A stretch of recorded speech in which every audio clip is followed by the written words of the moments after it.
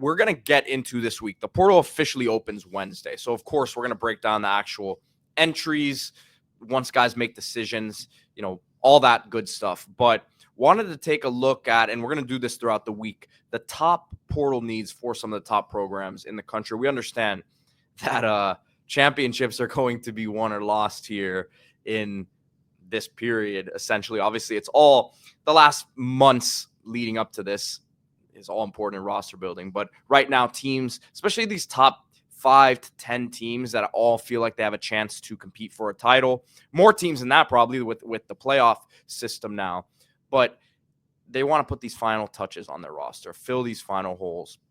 And we're going to start here with the Ohio State Buckeyes, reigning national champions.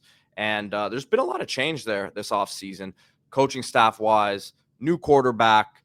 How do you kind of see them putting the final touches on this roster here? 2 words, man.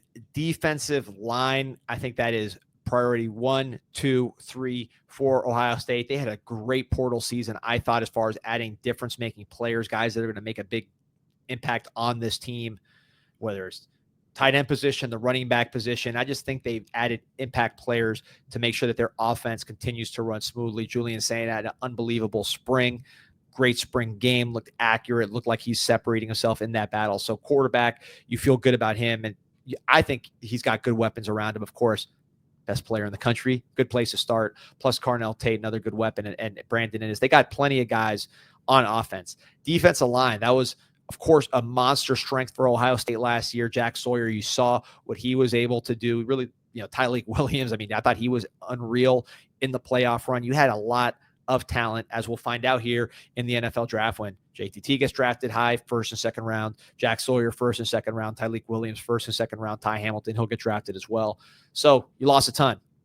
You bring back Caden Curry, a maniacal motor guy, a guy I think is going to help the culture of the room. Edric Houston moving from that 5-star edge to sounds like a 290-pound now, 3 technique, who's going to be able to get the pass rush in there. You like what you have there. Kenyatta Jackson, someone, Pete, we've been watching since he was down here in Broward County in Florida.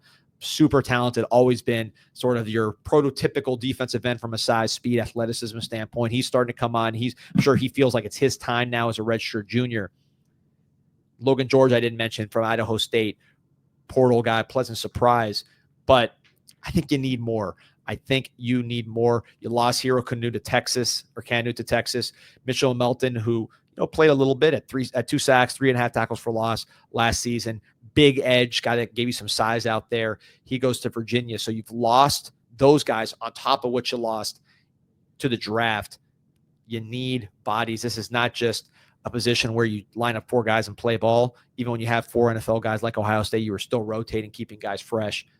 This is a spot to me where I think they can make major, major improvements.